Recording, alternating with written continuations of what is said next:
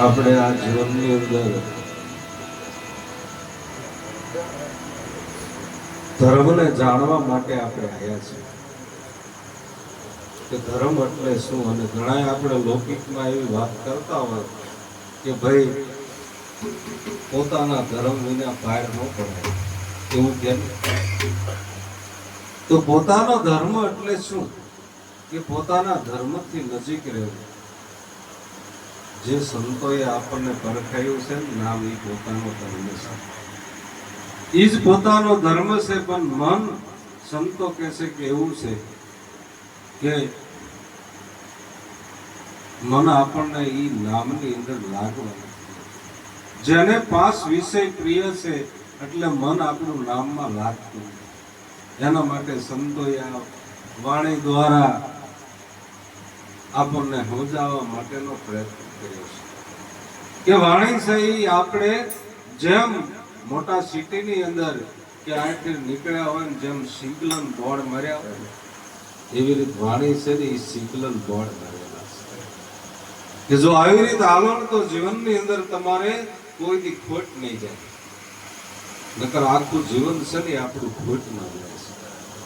જગતની અંદર જે આપણને આ પ્રાકૃત દ્રષ્ટિથી જે દેખાય જગતની અંદર સંપત્તિ ધન દોલત ને સાહેબી આ રહ્યું ને એમાં દાદો ખોટી કો નથી. કદાચ એમાં થોડી દાદી ખોટ જાય ને તો વાંધો નથી, પણ આ જીવન આપણું ખોટમાં જાય છે.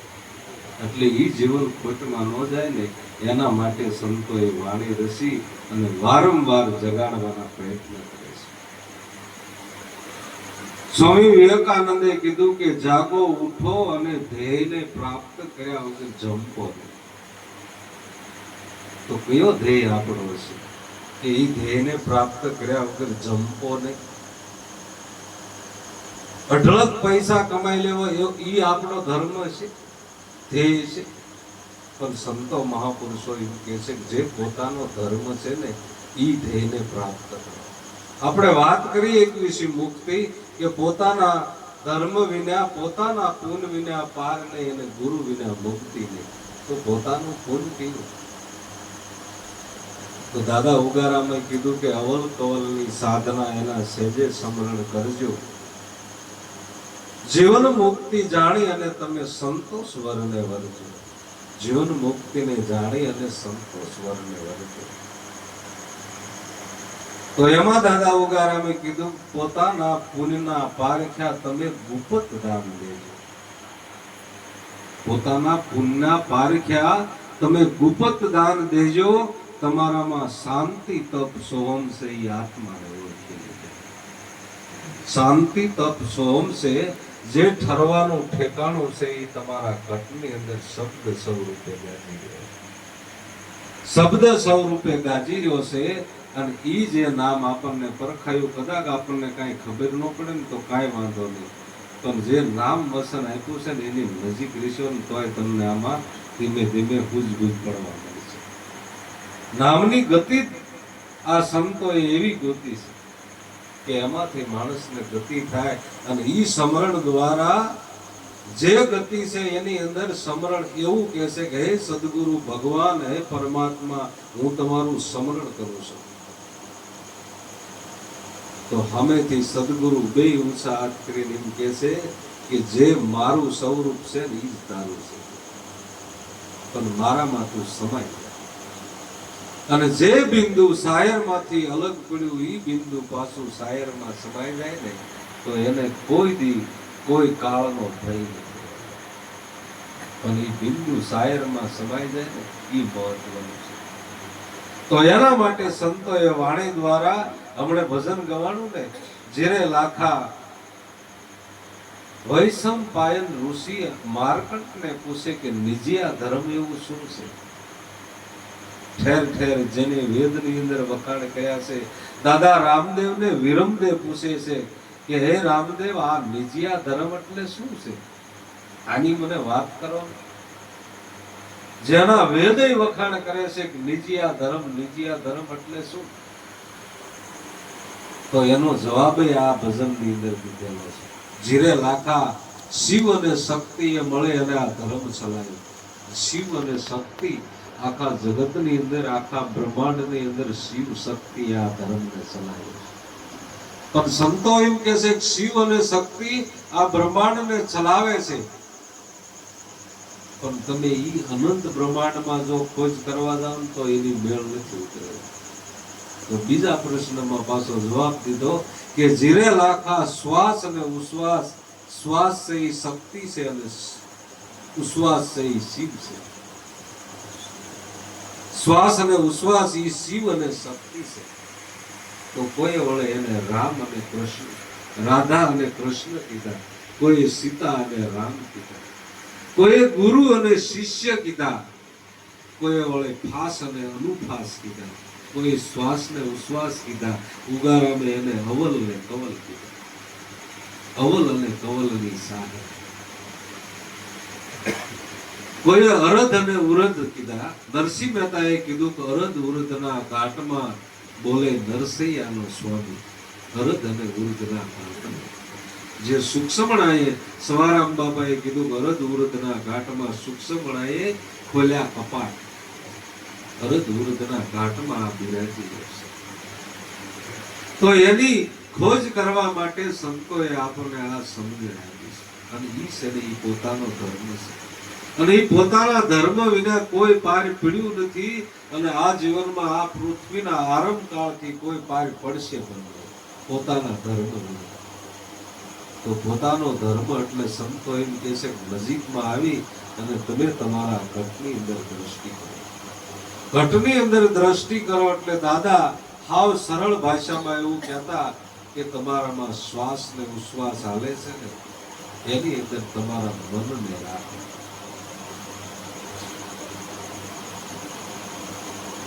તમારા મનને પ્રાણની અંદર રાખો. જ્યારે પ્રાણની અંદર એકાગ્ર મન થશે, જેમ ધીમે ધીમે ધીમે ધીમે સંતો એમ કહે છે કે ચંદ્રમાના ભાગમાંથી મનનું પ્રાગટ્ય છે. ચંદ્રમાના એટલે સૂરજ અને ચંદ્ર, એને કોઈ સંતોએ ઈગલા અને પિંગલા કીધા. સૂર્ય અને ચંદ્ર. તો જે આપણામાં સંતો એમ કહે છે કે આ દેહની ક્રિયા, જે નાડીની ક્રિયા હાલે છે, એમાં એક નસકોરામાં ડાબી ઈંગલા એટલે ડાબા નસકોરામાં જ્યારે સ્વર હાલે એને ઈંગલા કહે છે, જમણા નસકોરામાં જેને પિંગલા કહે છે. તો જે ચંદ્રમાના ભાગમાંથી મનનું પ્રાગટ્ય થયું છે. અને એકથી નજીક આવી જાઓ તો સંતો એમ કહે છે પ્રાણમાંથી મનનું પ્રાગટ્ય થયું છે. અને જ્યાં સુધી આ મન પ્રાણમાં પાછું નહીં હમાય ત્યાં સુધી એને જન્મ મરણનો ધોકો હશે. ત્યાં સુધી જેવા જેવા કર્મ કર્યા છે એવું ફળ મળે. આપ સ્વરૂપને જાણ્યા વિના કોઈ મોક્ષ પદમાં નહીં મળે. અસર દેખ્યા અમને એ દુનિયા में भात भात का उपाय करे પણ સદગુરુ વિના આ ઉપાય કોઈ દી જડે એવું નથી. આપણને મનુષ્ય દેહ મળ્યો છે, કોઈ સંતનું શરણ ગ્રહણ કર્યા વિના આપણો ઉદ્ધાર થાય એવું નથી. પૃથ્વીના આરંભ કાળથી કોઈનો ઉદ્ધાર થયો નથી અને થશે પણ નહીં. જે સાંગદેવ હતા એની ઉંમર એમ કે છે 1400 વર્ષની. 1400 વર્ષ. અને આ દેહની ક્રિયા એટલે એવી છે ને કે એમ કે છે કે આ મસ્તક તાળવું રહ્યું ને એની અંદર બ્રહ્મરંધ્ર આવ્યું છે. પણ લાભુ દાદા એથી નજીક આવીને કહેતા બ્રહ્મરંધ્ર એટલે બ્રહ્મમાં પ્રવેશવાનું કાણું, બ્રહ્મમાં પ્રવેશવાનો દરવાજો, એને બ્રહ્મરંધ્ર કહેવાય ને. તો એમ કે છે તાળવાની અંદર જ્યારે પ્રાણને સડાઈ દે ને એટલે આયુષ રિન્યુ થાય. જે આપણે આયુષ 80 વર્ષની હોય, 100 વર્ષની હોય તો એટલી પાછી રિન્યુ થઈ જાય. આમ કરી કરી અને એને 1400 વર્ષની આયુષ લંબાવી. સાંગદેવે 1400 વર્ષની આયુષ લંબાવી. પણ હમણાં આપણે વાત કરીને પોતાના ધર્મ વિના, પોતાના પુણ્ય વિના પાર નથી પડાય એવું 1400 વર્ષની ઉંમર કરીને તો એ પાર ન પડે ગયા. અને 21 વર્ષના જેને જ્ઞાનેશ્વર 21 વર્ષની ઉંમર પણ એની ખ્યાતિ એટલી ફેલાણી. સાંગદેવને એમ થયું હું 1400 વર્ષનો અને આ 21 વર્ષનો જ્ઞાનેશ્વર અને એની આટલી ખ્યાતિ ફેલાણી, તો મારે એને મળવા માટે જવું છે. પણ મળવા માટે જવું છે તો એક કાગળ લખો. અત્યારે આ ફોન જેવી સુવિધા ત્યારે નથી. એટલે કાગળની અંદર લખ્યું, જો પૂજ્ય કરવું તો આ 1400 વર્ષની ઉંમર ને ઓલો 21 વર્ષની, પૂજ્ય ન લખાય. ચિરંજીવી એટલે બાળક લખવું તોય ન લખીએ કે જેના દર્શન કરવા માટે જવું તો એને બાળક લખાય. એટલે કઈ ભૂજ ન પડે એટલે કાગળની અંદર કોરે કોરો કાગળ આમ પેક કરી અને દીધો કે આ જ્ઞાનેશ્વરને જઈને દીજો કે તમને સાંગદેવ મળવા માટે આવે છે. સાંગદેવને જઈને કાગળ આપ્યો અને એમ કીધું કે આ જ્ઞાનેશ્વર ને કાગળ આપ્યો, સાંગદેવનો કાગળ છે અને તમને મળવા માટે આવે છે. એટલે બેન એમના હતા મુક્તાબેન. મુક્તાબેનને કીધું બેન કાગળ વાંચવજો, શું કાગળની અંદર લખેલું છે. એટલે બેને આમ કાગળ લીધો, પણ બેન એટલા જે સંતના સમાગમમાં રહેલા એટલે એને અવળો શબ્દ આવે ને એ જરીએ ગમે નહીં. બેને આમ કાગળ જોઈ, બે બાજુ જોઈ અને એમ કીધું કે 1400 વર્ષ થયા ને તો એ જે કોરે કોરો હશે એવું કીધું બેને. એટલે જ્ઞાનેશ્વર એમ કે છે કે બેન આપણાથી એવું ન કહેવાય કે હા હા ભાઈ કે 1400 વર્ષ થયા પણ હજી કોરે કોરો છે અને સિદ્ધિ એટલી પ્રાપ્ત કરેલી છે.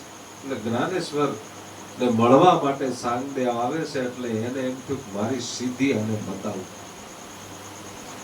સિંહની સવારી કરી અને જે સિંહને હાંકવા માટે નાગનો સાબુત કર્યો અને ધૂળની ડમરી ઉડતી આવે છે. અને આયા જ્ઞાનેશ્વરને ખબર પડે કે સાંગદેવ મહાન યોગી સિદ્ધિ મને બતાવવા માટે આવે છે અને પોતે બેઠા બેઠા દાંતણ કરે છે. કોટે ઉપર બેઠા બેઠા દાંતણ કરે છે ને એવું કહે છે કે આવા મહાન યોગી આવતા હોય તો આપણે એનું સ્વાગત કરવું પડે, એનું સામયું કરવું પડે. એટલે ઓટે ઉપર આમ થાતી મારીને કીધું કે હાલ બેન આપણે આ યોગીનું સામયું કરવા માટે જવું. એટલે એ યોટે છે ને ઘર ઘર ઘર ઘર કરતી ઉપડે અને જ્યાં હવે સાંગદેવ હાલ્યા આવે છે એને જોયું કે ઓહો મેં તો ચેતનને વશ કર્યું છે, ચેતન ઉપર સિદ્ધિ પ્રાપ્ત કરી છે અને આને તો જડ ઉપર સિદ્ધિ પ્રાપ્ત કરી છે. અને આવી અને જ્ઞાનેશ્વર ના ચરણમાં પડ્યા સાંગદેવ અને ઘણો સમય સુધી જ્ઞાન ગોષ્ઠી થઈ. પણ જ્ઞાનેશ્વરને એવું થયું કે જે આ 1400 વર્ષની આયુષ વાળા સાંગદેવને જે બેન ઉપદેશ કરે એવું એને મનની અંદર થયું. પણ જ્યાં સુધી આપણામાં દેહાધ્યાસ ન ભૂલાય ત્યાં સુધી એ ઉપદેશ શક્ય નથી. એટલે બેન બેઠા બેઠા નાય છે એક રૂમની અંદર.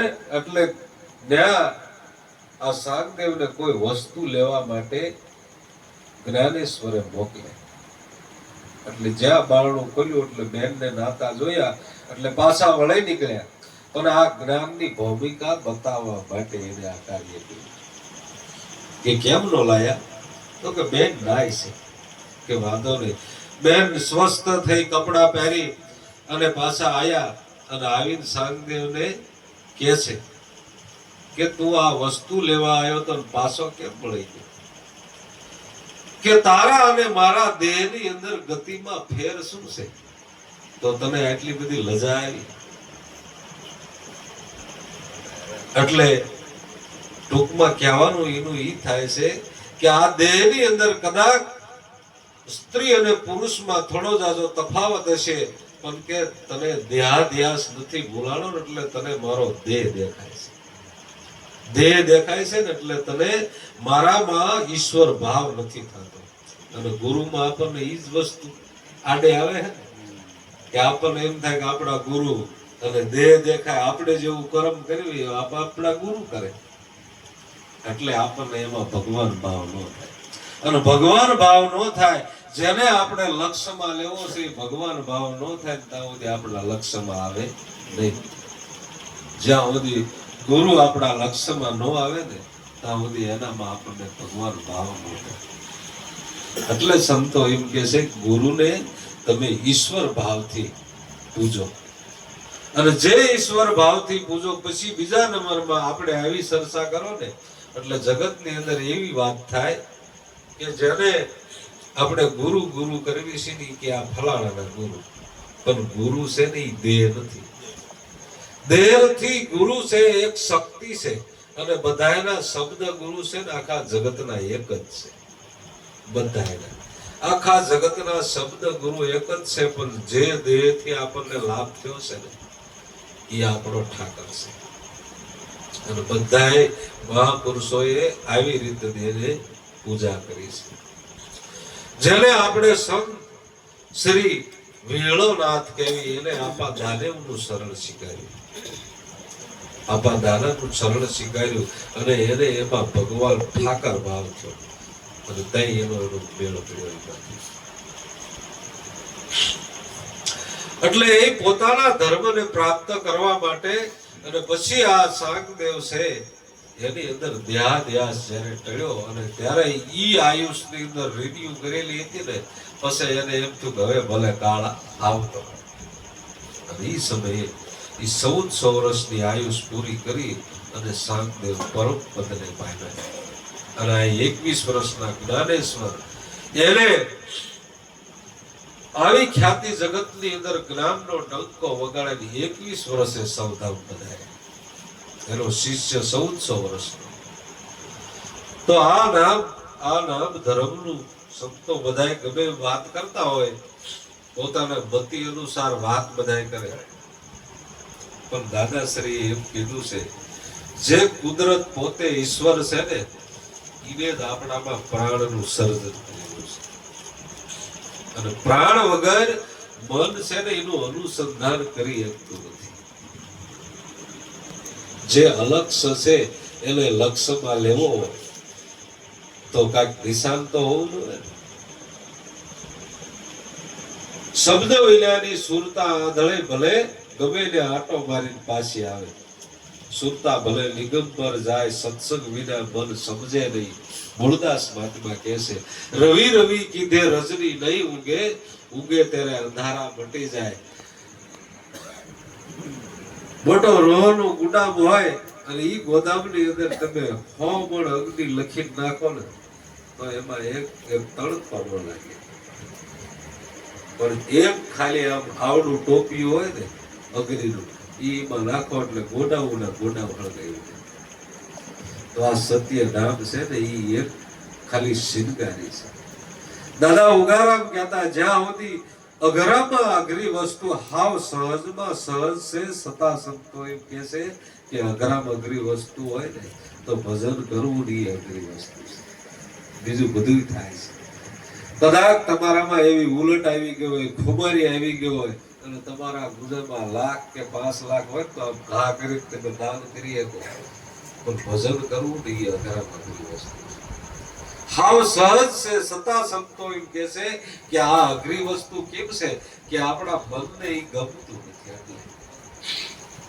અનેક જન્મોથી મન છે ને વિષયની અંદર ખરડાઈ ગયું છે. જે 5 વિષય છે, શબ્દ સ્પર્શ રૂપ રસ ને ગંધ, આ 5 વિષયની અંદર ખરડાયેલું છે ને એટલે એને ઈ ગમતું નથી.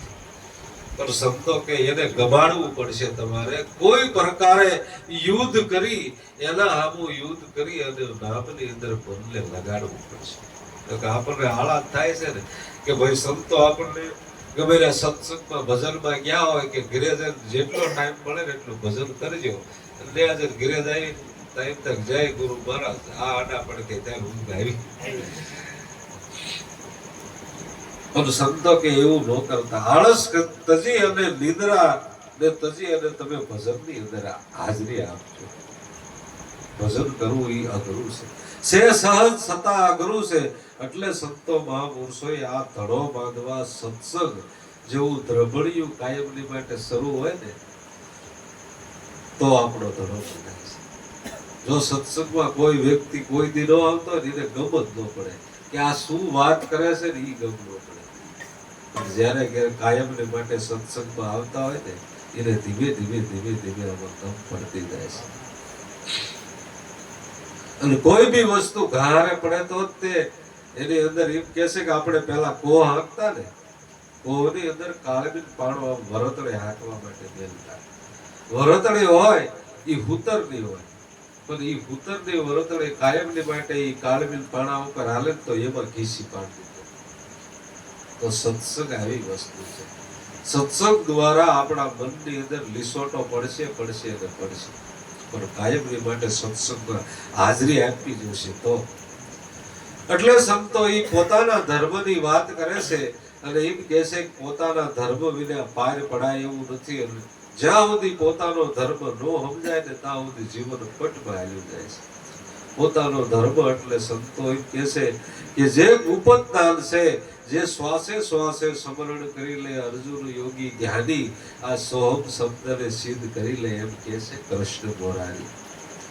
શ્વાસે શ્વાસે સ્મરણ કરો, જપો અજંપા જાપ, પરમ તત્વ કો ધ્યાન ધરો, જે સોહમ આપો આપ.